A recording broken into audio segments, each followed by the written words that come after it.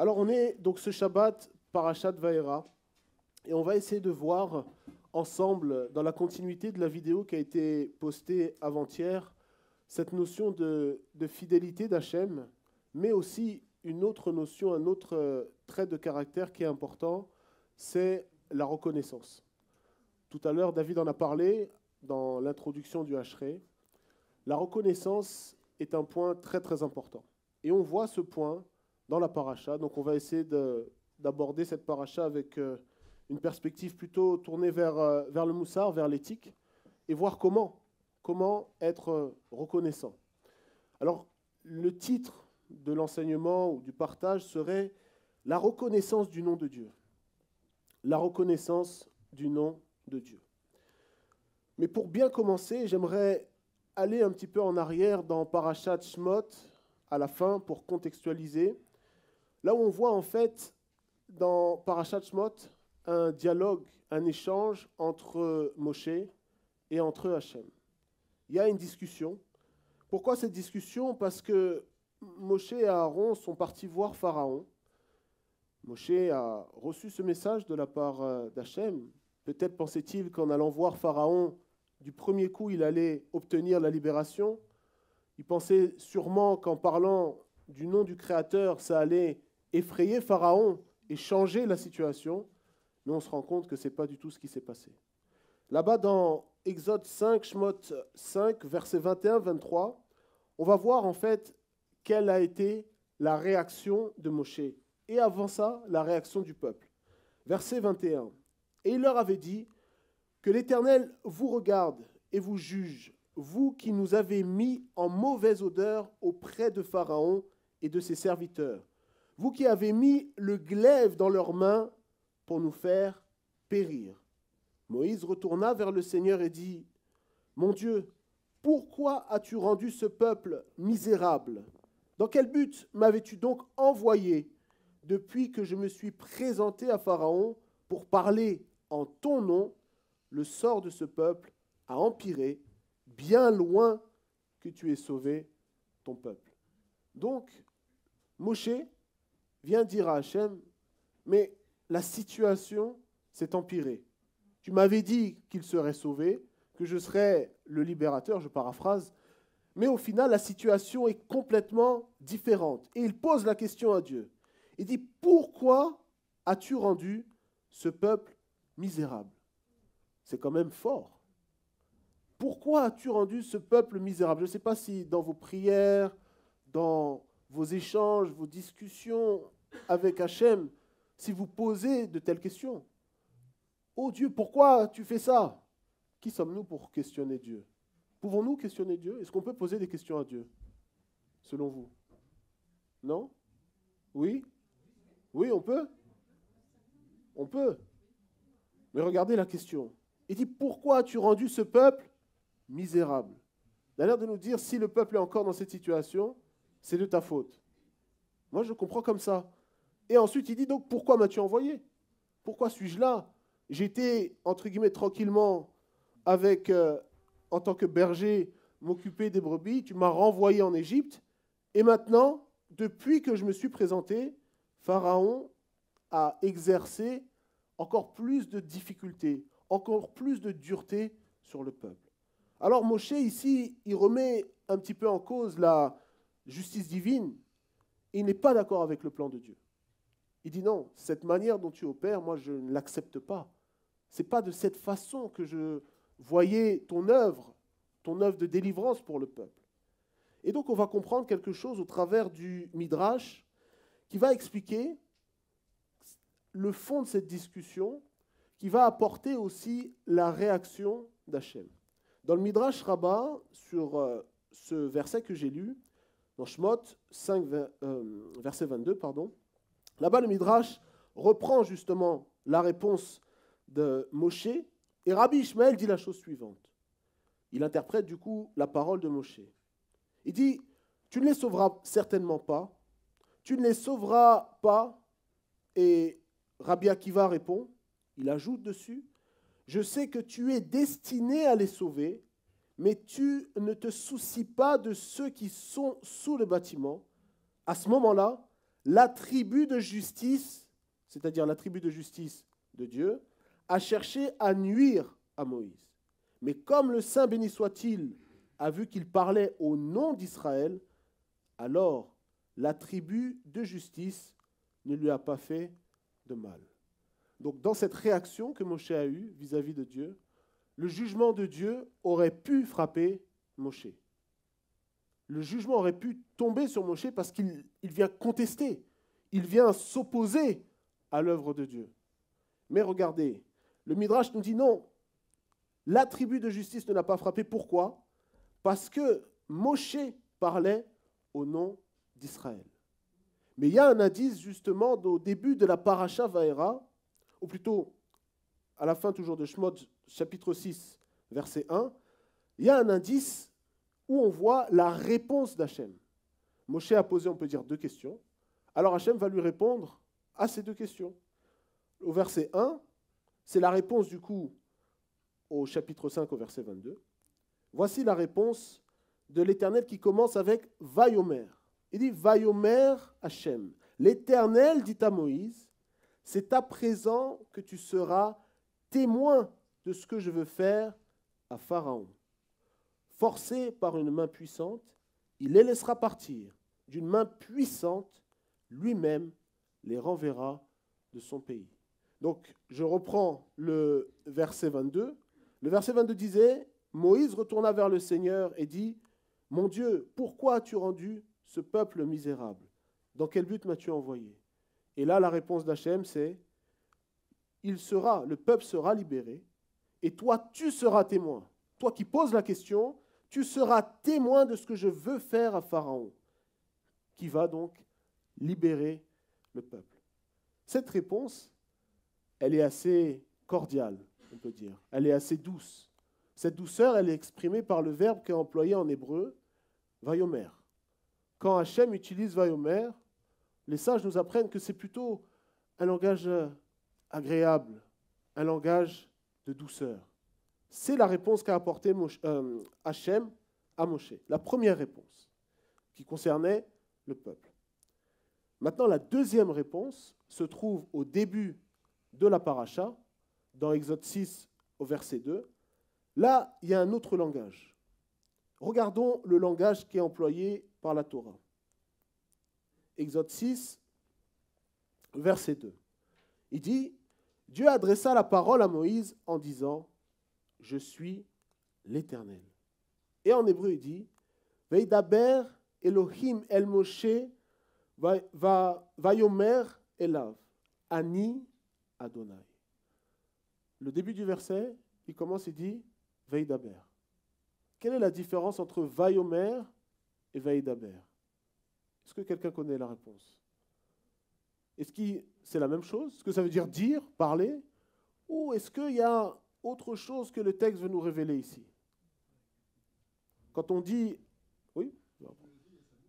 J'ai dit vayomer, mais je n'ai pas parlé de veidaber. Donc vayomer, c'est quoi? Un message bienveillant. Voilà, tout le monde écoute. Et veidaber, c'est un message de dureté. Donc on a dans ces 2 versets un message de douceur, Exode 6, verset 1, et on a un message de dureté qui est apporté. Et non seulement le mot qui est employé implique la dureté, mais l'attribut divin qui est rapporté juste après vient confirmer cette dureté qui est exprimée. Comment on le sait? Il dit Veidaber Elohim. Elohim, c'est le jugement. Les noms de Dieu révèlent les attributs de Dieu, la manière dont Dieu interagit avec le monde, interagit avec sa création. Et là, quand le texte dit Veidaber Elohim, c'est l'attribut de jugement. Là, la réponse, elle est destinée à Moïse, par rapport à son attitude, par rapport à ce qu'il a manifesté. Hachem parle ici comme un juge, et il réprimande Moshe, parce qu'on ne peut pas parler à Dieu n'importe comment.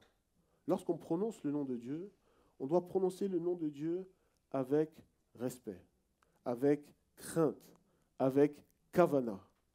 Même quand on fait la Hamida, quand on fait la prière, lorsque le nom de Dieu est prononcé, on ne peut pas le faire avec légèreté.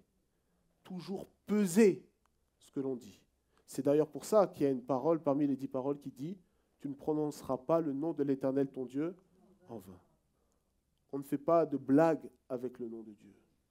Lorsqu'on prononce ce nom doit résonner à l'intérieur de nous.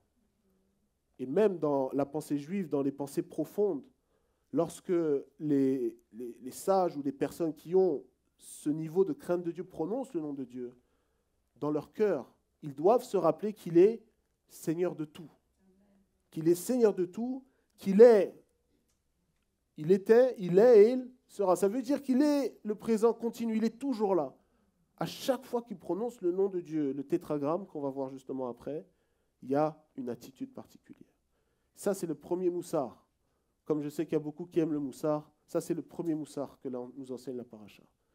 Quand je prononce le nom de Dieu, je dois prendre garde. Autrement, si je suis léger, si je suis dans la légèreté, le jugement peut venir aussi sur ma vie, que Dieu préserve. Mais cela peut arriver. Donc le verset de la paracha, donc premier verset, commence et dit « Dieu adressa cette parole à Moshe. Il lui dit « Je suis l'Éternel. Je suis Yod, He, Vav, He. » Le tétragramme. Alors quand on voit ce verset, on peut s'interroger. On peut dire, mais si on le regarde en français, on pourrait dire, mais je ne comprends pas. Au début, on parle de Dieu, et à la fin, on dit, je suis l'Éternel. Mais n'est-ce pas la même personne? Ou est-ce deux personnes qui sont nommées dans le verset? Comme je l'ai dit, c'est les attributs. Elohim, c'est l'attribut de jugement. Et le tétragramme, c'est l'attribut de miséricorde. Et là, l'Éternel lui dit, je suis la miséricorde. J'ai manifesté cette miséricorde vis-à-vis du peuple.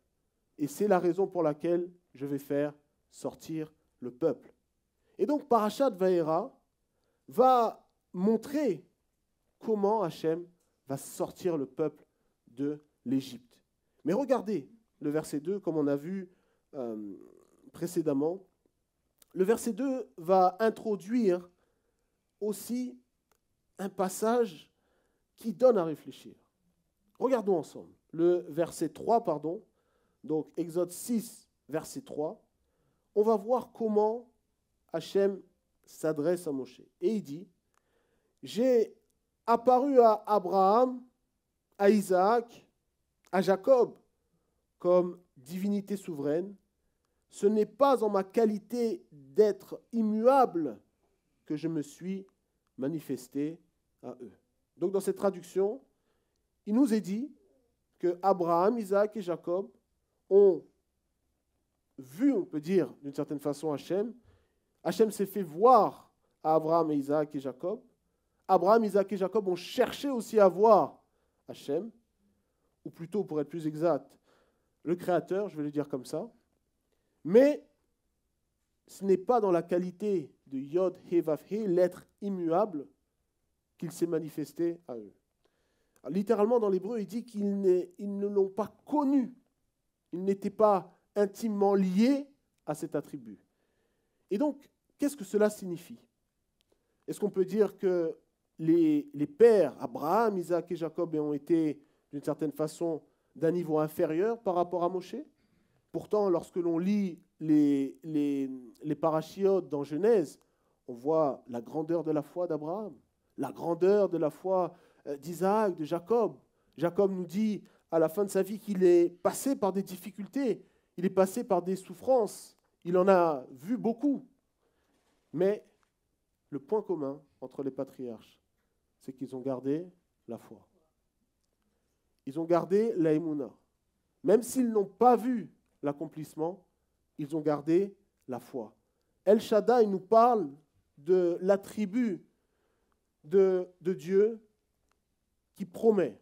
C'est ce que j'ai expliqué dans la vidéo. Mais qu'est-ce que ça signifie? Pourquoi on peut dire que El Shaddai est celui qui promet? Dans El Shaddai, on retrouve le mot Dai. Que signifie Dai? Dai veut dire ça suffit.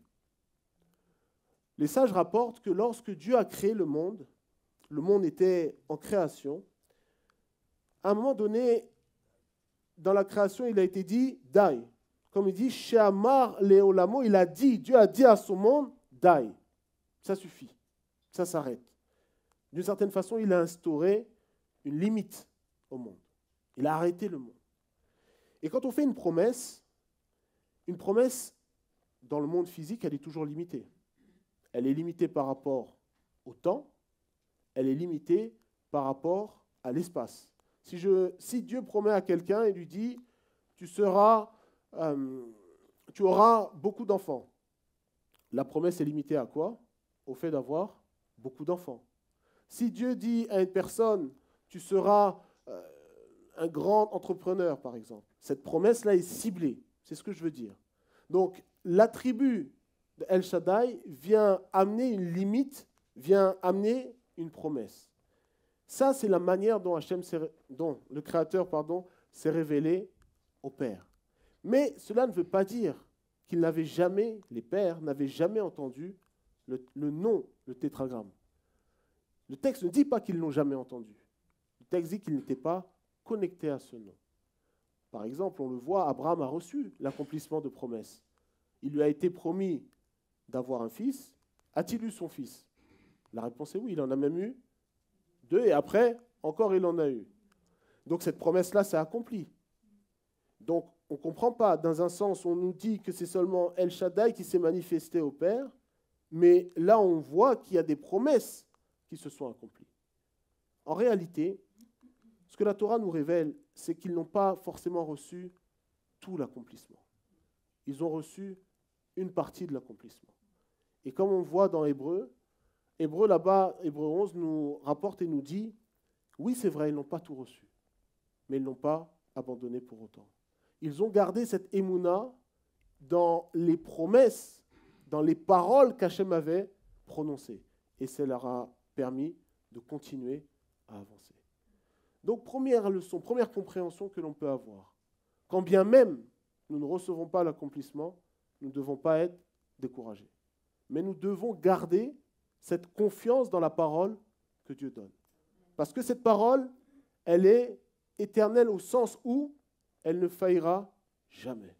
S'il y a bien une parole sur laquelle il faut s'attacher, s'accrocher, c'est bien la parole d'Hachem. Et les pères, Abraham, Isaac et Jacob, l'avaient très bien compris. Et on a besoin de recevoir aussi cette compréhension. Nous rappeler que Dieu est fidèle. Il est celui qui a créé, mais il est aussi celui qui amène à l'accomplissement. Comme je l'ai dit donc, les pères n'ont pas eu besoin de grandes manifestations pour croire en Hachem, pour croire dans le Créateur. La parole seulement a permis ou était suffisante pour qu'ils s'accrochent, pour qu'ils continuent à avancer. Donc ils ont marché avec une grande foi et ils n'ont pas marché avec intérêt. Vous savez, des fois, on peut faire des choses par intérêt. Je rends service à quelqu'un parce que je sais que cette personne va me rendre l'appareil. Je vais être généreux avec une personne parce que je sais que tôt ou tard, la personne va me rendre l'appareil. Mais ça, ce n'est pas une bonne manière de faire. Et même lorsqu'on sert Dieu, on ne sert pas Dieu parce que d'une manière ou d'une autre, comme certains peuvent promettre, je vais être béni. Non, je dois servir Hachem de manière désintéressée. Et de manière désintéressée, qu'est-ce que ça signifie? Ça ne veut pas dire qu'en servant Dieu, on ne reçoit rien. Mais notre intention première, l'intention par exemple lorsque j'étudie la Torah, ce n'est pas de me dire « Ah, j'étudie la Torah parce que je vais être béni ». Je pense que ce n'est pas une bonne approche. J'étudie la Torah parce que c'est la Torah d'Hachem. J'étudie la Torah parce que cette parole, elle est vie. Non pas parce que je peux avoir un gain au travers de cette parole. Et c'est ce que l'on retrouve dans les Pirkei Avot, dans la 3e Mishnah de Pirkei Avot, le chapitre 1. Là-bas, il est dit qu'on doit servir d'une manière particulière. Je vais le lire pour vous. Donc, Pirkei Avot, pour ceux qui veulent retenir la référence, Pirkei Avot, le chapitre 1 et la 3e Mishnah. Antignos de Socho reçut la Torah orale de Shimon, le juge Shimon Hatzadik, et il avait l'habitude de dire la chose suivante. Ne soyez pas comme des serviteurs qui servent leur maître en vue de recevoir une récompense, mais soyez comme des serviteurs qui servent leur maître sans chercher à recevoir une récompense. et que la crainte des cieux soit sur vous. Donc, des serviteurs qui servent, non pas dans le but de recevoir un gain, ici c'est traduit par récompense, mais on peut le voir aussi par gain, mais plutôt des serviteurs qui servent leur maître, sans chercher à recevoir quoi que ce soit. Et là-bas, le Maharal apporte un commentaire et il dit en réalité, le message d'Antignos de Socho, c'est quoi? C'est un service avec un véritable amour. Un service avec un amour profond, c'est ce que Antignos ici explique. Servir Dieu de manière désintéressée, c'est servir Dieu avec amour, sans aucun intérêt. Et les pères ont marché de cette façon-là. Ils n'ont pas cherché un intérêt, mais Dieu les a bénis grandement. Donc c'est ce qu'on voit dans le début de Parashat Vaera. C'est le message au tout début que l'on peut recevoir. Mais on voit aussi dans cette paracha un problème, ou plusieurs problèmes. On voit les plaies, les 7 plaies qui vont frapper l'Égypte, qui sont envoyées par Hachem. On voit également le cœur de Pharaon qui s'endurcit. Mais on voit aussi que les Bnei Israël, les fils d'Israël, vont avoir du mal à accepter la parole de Moshe. Moshe, quand il reçoit cette parole d'Hachem, qu'est-ce qu'il va faire? Il va aller voir le peuple, il va transmettre cette parole, mais il va la transmettre d'une manière aussi particulière. Si on regarde dans le verset, donc dans le chapitre 6 toujours, le verset, je l'ai perdu, verset 12.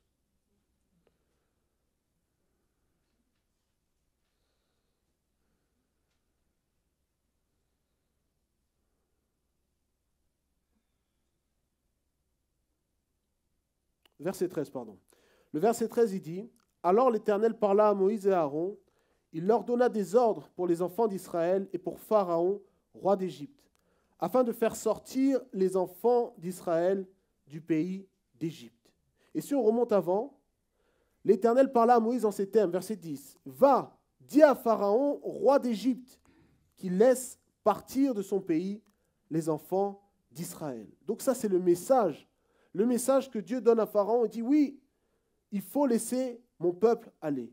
Mais est-ce que les enfants d'Israël ont reçu cette parole?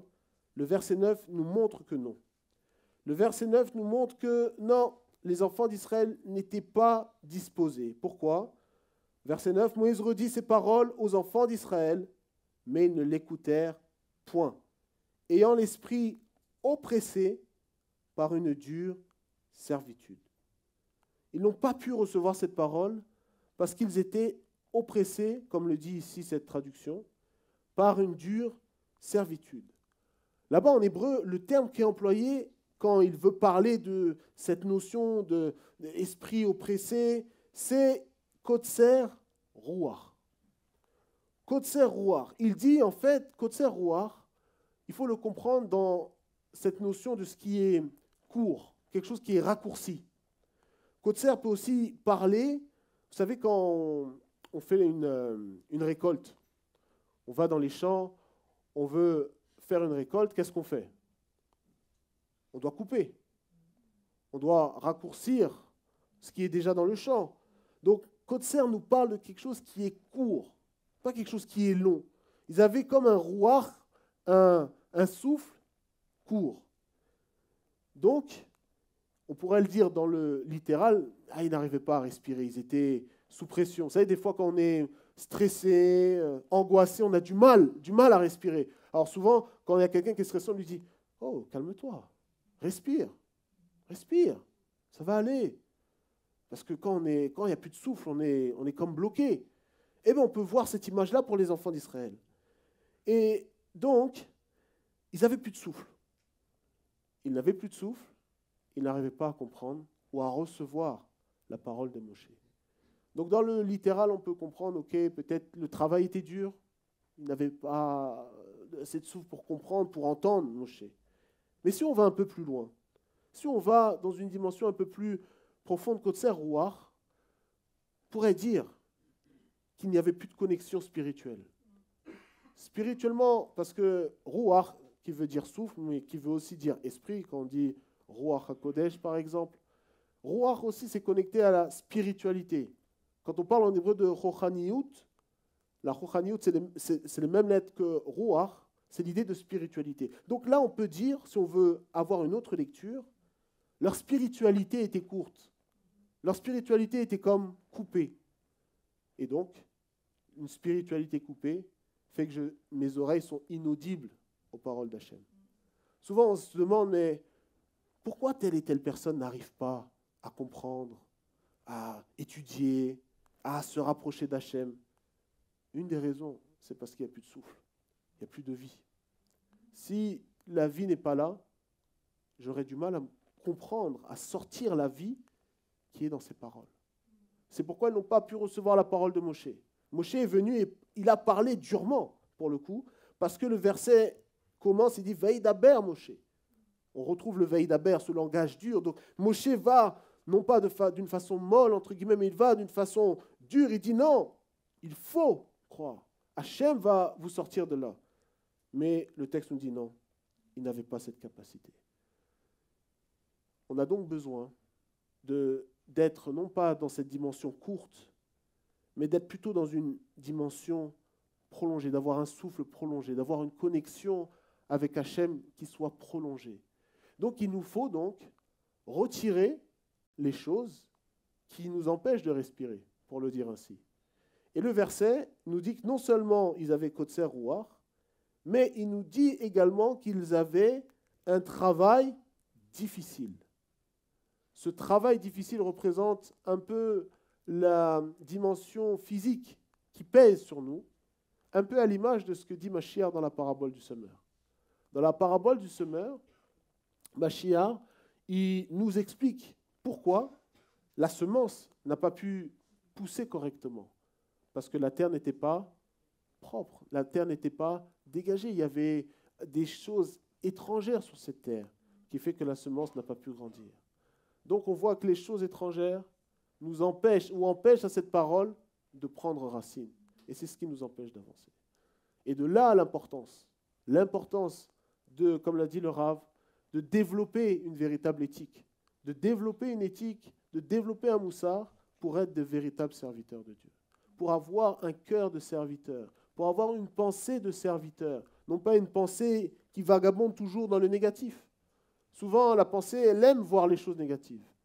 Mais il faut apprendre à voir ce qui est positif. Et c'est ce qu'on va voir juste un petit peu après.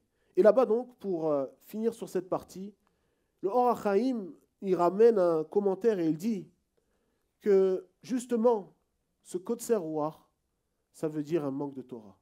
Il manquait de Torah. Pourquoi? Parce que la Torah, elle amène le souffle. La Torah, elle amène la vie. Elle nous donne la capacité à nous rapprocher de Dieu. Mais si je manque de Torah, si je manque de connexion avec la Torah, alors je manque de connexion avec Dieu. Et je ne peux pas être dans cette vie avec le divin. Donc, Israël avait besoin de retrouver un souffle. Israël avait besoin de retrouver cette émouna. Et cette émouna, elle doit se régénérer chaque jour. Chaque jour, on doit régénérer cette émouna. Quand on fait la prière, quand on chante des psaumes, c'est aussi pour nous entretenir. Shaul, il nous dit ça dans son épître aux Colossiens.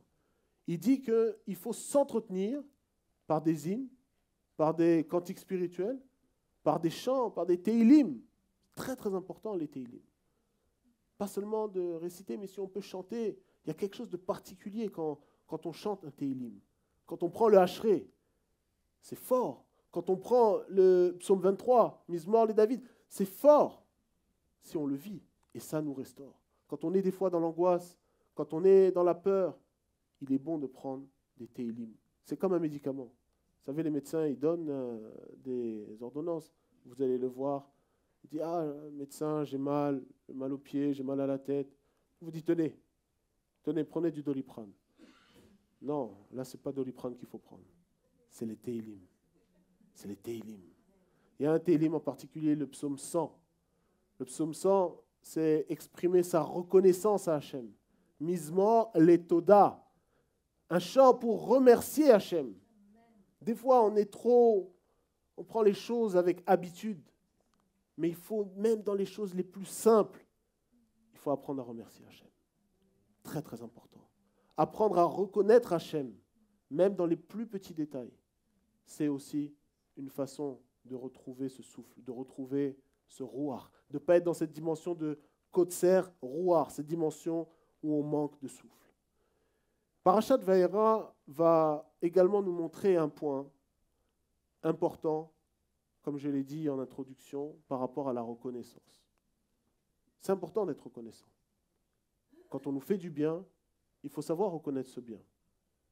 Malheureusement, on a un peu des fois du mal à reconnaître le bien. C'est plus facile de reconnaître le mal. C'est plus facile de voir les défauts.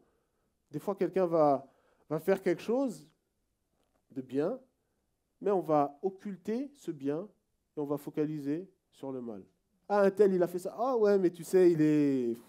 Oh là là, il a un caractère, lui, c'est pas possible. La Gemara, vous savez, elle nous raconte une histoire. Je fais une parenthèse. Une histoire où il y a un rave. Il était marié. Ce rave-là, il était marié. C'est juste pour l'histoire que je raconte ça. Il était marié et sa femme, elle n'était pas très gentille, je vais le dire comme ça.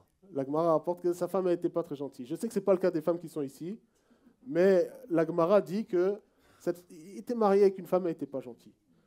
Malgré la non-gentillesse, même si les termes que le Talmud rapporte sont beaucoup plus forts, qu'est-ce que faisait cet homme? Il offrait des cadeaux à sa femme. S'il voyait une chose que sa femme appréciait, il offrait des cadeaux. Parce qu'il a dit, c'est vrai, peut-être que ma femme elle a un caractère assez difficile. Quand je lui parle, c'est compliqué. Parfois, elle crie. Mais, au final, c'est ma femme. Elle a élevé les enfants. Elle fait un travail dur. Alors, je dois reconnaître aussi ce qu'elle fait. Même si à côté, tout n'est pas rose, même si à côté, tout n'est pas parfait, ce rave avait l'habitude d'offrir des cadeaux à sa femme. Pourquoi? Parce qu'il reconnaissait le bien de sa femme. Et on va voir aussi que Moshe a eu la même attitude. Cette paracha nous révèle que Moshe, il a exprimé une forme de reconnaissance. Regardons ensemble dans Exode 7, le verset 15, je vais lire le verset 15 et le verset 19. Et on va voir comment Moïse, a été reconnaissant.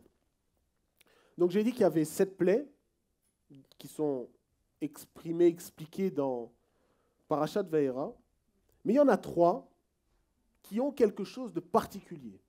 Et on va voir ensemble. Verset 15. Hachem parle à Moïse et lui dit « Va trouver Pharaon le matin. Comme il se dirigea vers les eaux, tu te tiendras sur son passage au bord du fleuve. Et cette verge qui a été changée en serpent, tu l'auras à la main. » Donc, première plaie, Hachem parle à Moshe et lui dit « Tu iras, tu vas aller à la rencontre de Pharaon. Il a ses habitudes le matin d'une certaine façon. Tu vas te diriger vers lui, là où il se trouve au niveau des eaux. Et tu auras quoi à la main? La verge. Cette verge qui a été, on le voit dans Parashat Shemot, qui a été changée en serpent. Hachem dit à Moshe, tu auras cette verge à la main. Regardons le verset 19. L'Éternel dit à Moïse, parle ainsi à Aaron.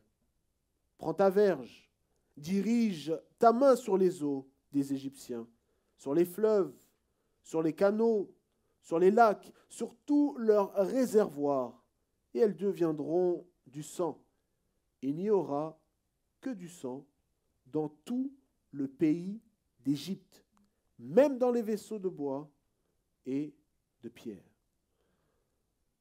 Donc, quand on regarde le verset 19, qui a frappé les eaux? C'est qui? Aaron. Je vais relire le verset 19. L'Éternel dit à Moïse, parle ainsi à Aaron, prends ta verge. Et pourtant, le verset 15 dit que c'était à Moshe de le faire. Je relis le verset 15, il dit « Va trouver Pharaon le matin, comme il se dirigea vers les eaux, tu te tiendras sur son passage, au bord du fleuve, et cette verge qui a été changée en serpent, tu l'auras à la main. » Ça veut dire que lorsqu'il va au-devant de Pharaon, il a la verge à la main, il a, entre guillemets, plus qu'à faire l'action. Mais on voit que Moshe ne l'a pas fait. Pourquoi ? Pourquoi Moshe n'a-t-il pas frappé le fleuve ? Comme je l'ai dit, la verge était dans sa main. Il ne devait pas aller la chercher ou la récupérer. Non, elle était dans sa main. Le texte ne dit pas qu'elle était à côté de lui, mais elle était dans sa main.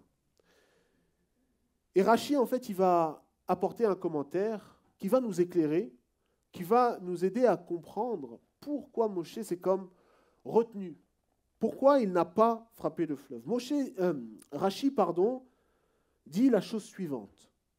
Parce que le fleuve Nil avait protégé Moshe quand il y avait été jeté.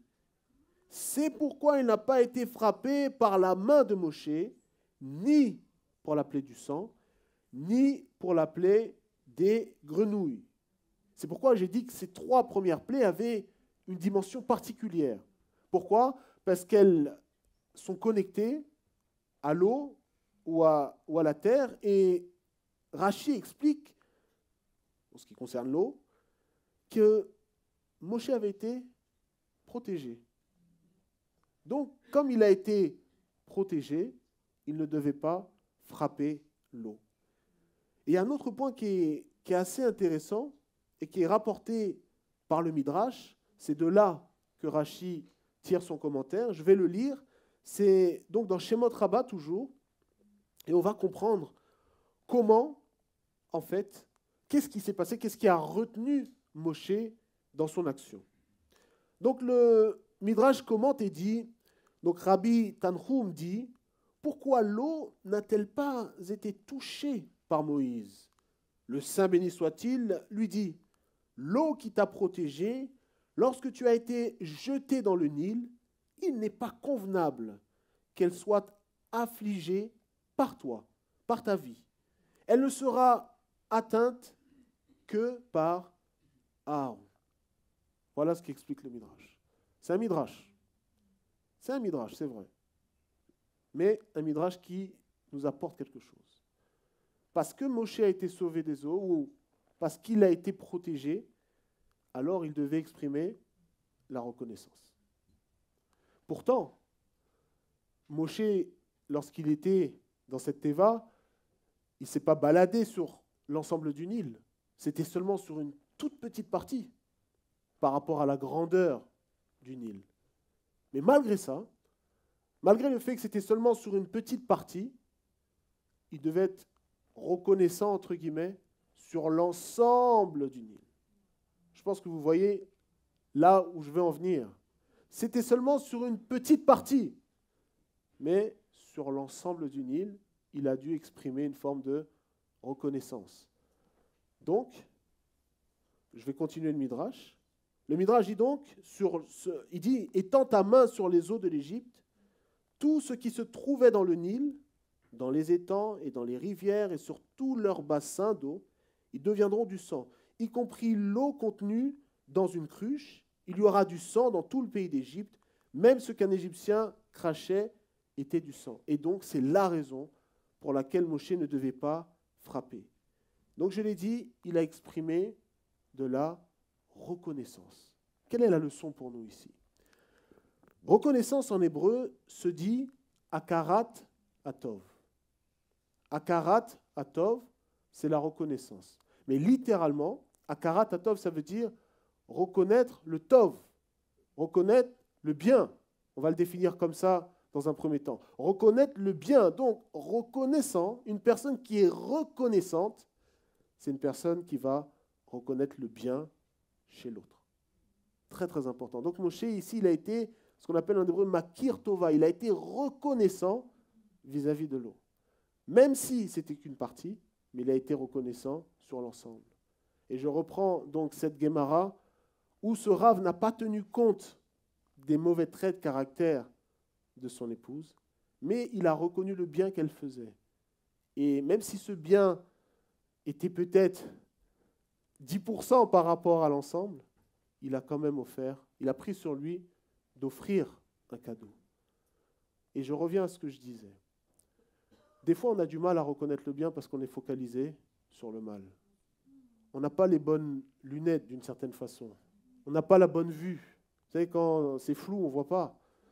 Peut-être que le bien, il est flou. On n'arrive pas à voir le bien chez les gens.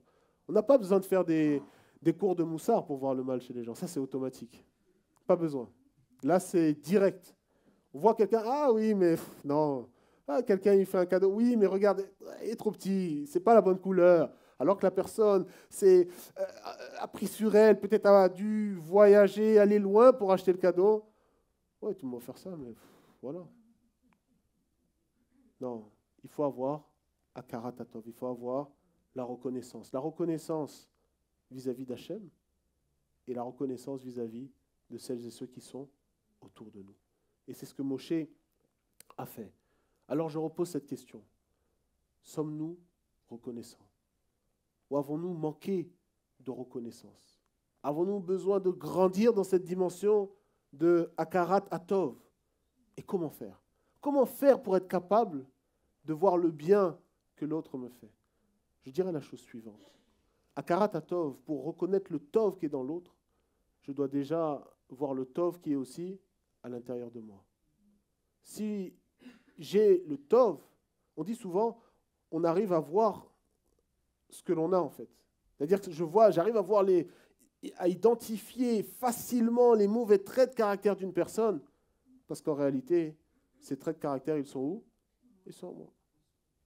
C'est facile. Instinctivement, si j'arrive à voir les mauvais traits de caractère, instinctivement, ça veut dire, c'est un peu comme ça que la chassidoute nous explique dans Parashat Noach, quand le fils de Noé, il a vu son père dans une situation dégradante. Le texte dit, là-bas, le Baal Shem Tov, il rapporte et dit, en fait, pourquoi ça lui est arrivé? Pourquoi des fois ça nous arrive de faire face à des situations? Il dit que Dieu utilise cela pour nous montrer ce qu'il y a à l'intérieur de nous. Donc, premièrement, pour reconnaître le bien chez l'autre, je dois développer le bien à l'intérieur de moi. Je dois développer cette dimension de Tov. Qu'est-ce que Tov? On a dit bon, mais on peut le voir aussi autrement. Tov, c'est également cette notion de ce qui est fonctionnel. Lorsqu'on regarde dans la création, lorsqu'Hachem a créé, le texte nous dit, ce fut bon. C'est là où Tov est employé pour la première fois. C'était fonctionnel, on peut le voir de cette façon. Donc, reconnaître le bien, reconnaître cette dimension fonctionnelle. Et reconnaître le bien, ce n'a pas seulement des vertus extérieures, ce n'a pas seulement des vertus physiques, mais ça a des vertus intérieures, au niveau de notre âme. Au niveau de notre âme, le fait d'être reconnaissant, d'avoir Akarat Hatov, ça va débloquer, c'est pas seulement ça va débloquer des choses au niveau de notre âme. Je vais donner un exemple. Le corps humain est composé de différents membres. Des fois, si on est assis dans une mauvaise position, on est allongé dans une mauvaise position, par exemple, si vous êtes sur votre bras, vous dormez sur votre bras, vous allez vous réveiller, qu'est-ce qui va se passer? On a mal. On a mal. Pourquoi? Parce qu'on n'était pas dans une bonne position. On pourrait le dire, peut-être que, je ne suis pas spécialiste, je laisserai peut-être la place à ceux qui sont dans ce domaine, mais le sang ne circule pas. Il y a un problème de circulation, donc ça crée une douleur, ça crée quelque chose. Eh bien, en fait, il en est de même dans la dimension de l'âme. Vous savez, notre âme, elle a aussi des membres d'une certaine façon. Et si l'âme n'est pas dans une bonne position, qu'est-ce qui va se passer? Ça va mal circuler.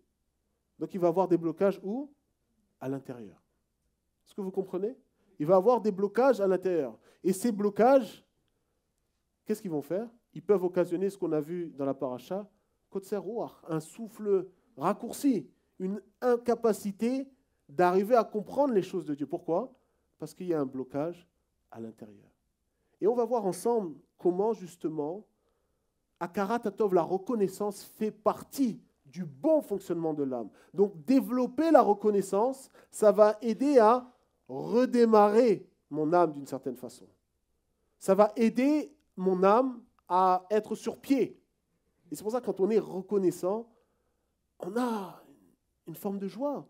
Quelqu'un nous rend un service. Ah, merci. Ah, c'est gentil, vraiment. Ah, tu m'as aidé. C'est rare que quelqu'un il exprime la reconnaissance avec un visage fermé. Je ne sais pas si ça vous est peut-être déjà arrivé.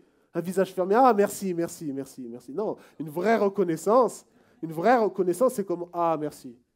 Ah, merci, mon frère. Ah, vraiment, ça fait plaisir. Tu m'as invité. Ah, tu m'as offert tel cadeau. Ou peu importe, tu m'as aidé dans mon étude. Merci beaucoup.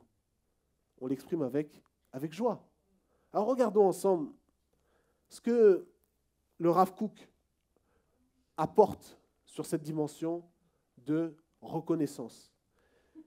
Je n'ai pas besoin de rentrer dans le détail par rapport dans plus de détails, je veux dire, mais je vais citer ce que dit Rav Kook et ça va nous aider justement à comprendre tout ce qu'on a vu. Il dit la chose suivante. Donc le Rav Kook, il a écrit je donne le nom du livre, dans Moussar Avicha. Moussar Avicha est un livre de Moussar écrit par le Rav Kook. Moussar Avicha, ça veut dire le Moussar de ton père. Ça fait référence pour celles et ceux qui avaient assisté au cours sur TMP Yeshiva sur le Moussar. On avait cité ce verset qui se trouve dans Proverbe 1, verset 8. Si vous vous souvenez, ceux qui avaient assisté dans Proverbe 1, verset 8, on a parlé là-bas de Moussar Avicha. Donc c'est le titre du livre. Donc Moussar Avicha, là-bas, Rav Kook rapporte et il dit « Le sentiment et l'émotion de la gratitude sont des capacités puissantes de l'âme. Plus elle est pure, plus l'âme aspirera à la concrétiser. Et dans la mesure où une personne est sage, elle en sera affectée. Ce mouvement de gratitude est l'un des plus importants mouvements de l'âme, car il est enraciné dans un principe correspondant à la perfection de l'existence dictée par la vérité de la sagesse ultime. Donc ce mouvement de gratitude, il parle de mouvement comme la circulation d'une certaine façon de gratitude, est l'un des plus importants mouvements de l'âme. Sur la base de ce que Rav Kook explique, qu'est-ce que l'on peut dire? Si je manque de reconnaissance, j'ai un grand problème. Si c'est l'un des mouvements les plus importants de l'homme, on pourrait dire, il y a plusieurs organes dans le corps, mais il y a des organes qui sont vitaux. S'ils ne fonctionnent pas, alors on ne peut pas vivre. Donc la gratitude, Hakarat Hatov, c'est comme un organe vital de l'âme. Si je n'ai pas Hakarat Hatov, si je n'arrive pas à reconnaître le bien, alors mon âme va mal fonctionner. Très très important. Peut-être que même des fois on a des problèmes, même des maladies, parce qu'on manque de Hakarat Hatov. Alors ce que l'on reçoit dans cette paracha, ce qu'on veut, la parole de Moussar que l'on veut, la pensée de Moussar, soyons des personnes avec Hakarat Hatov. Apprenons à avoir ce regard pour voir le bien chez l'autre. Rav Kook nous dit que c'est l'une des choses les plus importantes. Et il continue, il dit, plus le bien qu'un individu reçoit est grand, et plus sa durée est longue. Et plus l'écart entre le bénéficiaire, c'est celui qui reçoit le bien, et le mécène est grand, en raison de la nature exaltée du bienfaiteur, plus le sentiment de gratitude sera grand. Donc, pour donner un exemple, si aujourd'hui, vous marchez dans la rue, quelqu'un vous tient la porte, par exemple, vous allez dire merci, vous allez exprimer, peut-être vous étiez avec des courses, vous étiez chargé, bon, la personne vous tient la porte, dites bon, merci, ça s'arrête là. Je pense que le lendemain, vous avez oublié que telle personne vous a tenu la porte. Mais si une grande personne, non pas physiquement, mais une personne grande dans ce monde, on va dire un président, le président de la République, imaginez, vous arrivez et puis le président, il vous tient la porte. Oh, c'est le président. Merci. C'est gentil. Est-ce que vous allez oublier ça? Ah non, ça reste quand même. C'est un événement. C'est un homme d'État. Il me tient la porte. Normalement, c'est moi qui aurais dû lui tenir la porte quand même. Normalement. Sans rentrer dans des considérations politiques. Mais j'aurais aimé dire, ah, moi j'ai tenu la porte au président. Non, là, c'est le président qui me tient la porte. Ça reste, ça marque. Et donc, Rafouk, il dit, plus cette personne-là est grande, et plus on va se souvenir de la reconnaissance. Alors, si j'ai un souvenir marqué, parce qu'un homme, bien qu'il soit grand dans ce monde, m'a fait un geste, et je me souviens de ça, à combien plus forte raison, comme on dit en hébreu, kol vachomer, à combien plus forte raison, je dois me souvenir d'Hachem quand il fait du bien. Rav Kook nous dit, oui, un grand mécène, il va peut-être quelqu'un a une association, il y a quelqu'un qui vient lui faire un grand don, il va se souvenir. Et dit oui. Mais si c'est Hachem, le créateur du monde, qui fait quelque chose, ma reconnaissance, elle doit être encore plus grande. Et c'est pourquoi j'ai dit tout à l'heure, j'ai cité ce psaume 100. On va le lire à la fin, le psaume 100. Où il dit qu'il faut exprimer cette reconnaissance. Quand Hachem il nous fait du bien, on doit l'exprimer. C'est important. Et Moshe, le Midrash nous dit, Hachem le dit, non, ne frappe pas l'eau. Parce que d'une certaine façon, l'eau t'a sauvé. Encore une fois, je le dis, c'est un Midrash. Parce que des fois, après, on peut avoir des commentaires, oui, vous avez dit ça, mais ce n'est pas écrit, etc. C'est un Midrash. Précise. On ne sait jamais. C'est un Midrash. Quel Midrash? Shemot Rabba. Pour tous ceux qui nous suivent en distanciel, Midrash, Shemot Rabba, il nous dit oui. Hachem a dit à Moshe, ne frappe pas l'eau. Et Rav Kook conclut de la façon suivante. Il dit, nous sommes donc certainement incapables d'imaginer même partiellement l'énormité des actions puissantes qui devraient résulter de la gratitude envers le Créateur. Nous devons nous former progressivement à cette lumière, afin que notre âme ne soit pas affaiblie par son éclat. Donc pour renforcer notre âme, soyons de plus en plus reconnaissants. Premièrement, envers qui? Envers Hachem, envers le Créateur. Quand on se lève le matin, qu'est-ce qu'on fait? Ah, je suis en retard, mince. Oh, je suis fatigué, non. Première parole qui doit sortir de notre bouche, c'est quoi? Modéani. Celui qui connaît Modéani, il dit Modéani. Celui qui ne connaît pas, il dit merci Seigneur. Ok. Même Modéani, effectivement. Modéani. Pourquoi? Donc ça veut dire, regardez, la journée, elle commence comment? Comment elle commence la journée? Avec la reconnaissance. Avec la reconnaissance. Je ne me lève pas. Oh non, le réveil. Bon, ça arrive à tout le monde. Hein. Ça arrive à tout le monde. Mais ayons cette pensée. Peut-être que ça va nous aider les prochaines fois où on va se réveiller. Non, Modéani. Je me suis réveillé. Comme disent les sages, mon âme est revenue. Premièrement, je suis reconnaissant envers Dieu. Si la première chose que je fais dans la journée, c'est de reconnaître Dieu, lui qui est Tov, alors ça sera un peu plus facile pour reconnaître le bien dans les personnes qui sont autour de nous.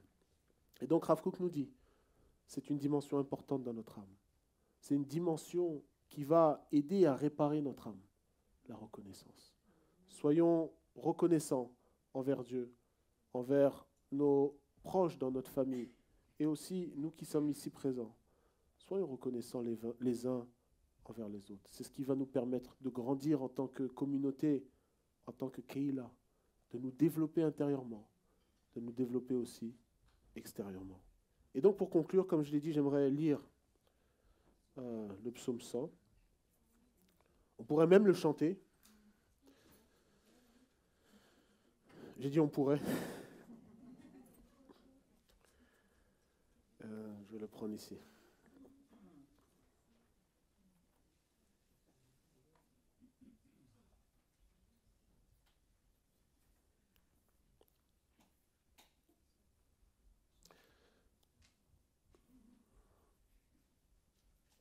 Alors, psaume 100.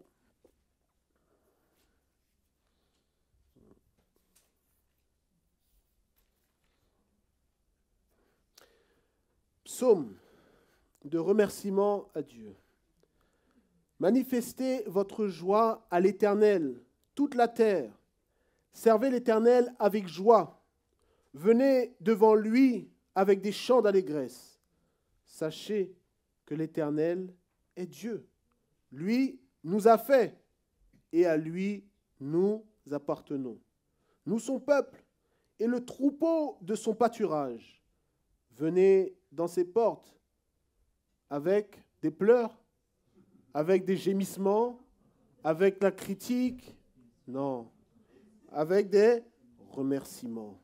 Dans ses portes, comment on vient? Remerciements. Je viens à la Kéla avec quoi? Louange au remerciement avec joie. À la maison, comment je suis? Avec joie, avec joie. Même quand j'ai une journée difficile au travail, toute la difficulté du travail, il faut que j'apprenne ou il faut que j'arrive à la déposer devant la porte pour rentrer avec la joie et rentrer avec les remerciements. Donc il dit, dans ses portes, avec des remerciements. Dans ses cours, avec des louanges. Louez-le, bénissez son nom, car est bon l'Éternel. À jamais est sa bonté, et de génération en génération sa promesse. Amen. Mizmor letoda, הריעו לאדוני כל הארץ, עבדו את אדוני בשמחה, בואו לפניו ברננה, דעו כי אדוני הוא אלוהים, הוא עשנו ולא אנחנו, דעו כי אדוני הוא אלוהים, הוא עשנו ולא אנחנו, מזמור לתודה, הריעו לאדוני כל הארץ, עבדו את אדוני בשמחה, בואו לפניו ברננה, דעו כי אדוני הוא אלוהים, הוא עשנו ולא אנחנו, דעו כי אדוני הוא אלוהים, הוא עשנו ולא אנחנו. Amen, amen. Shabbat shalom. Soyons reconnaissants et que nous puissions continuer à avancer dans les voies d'Hachem. Shabbat shalom.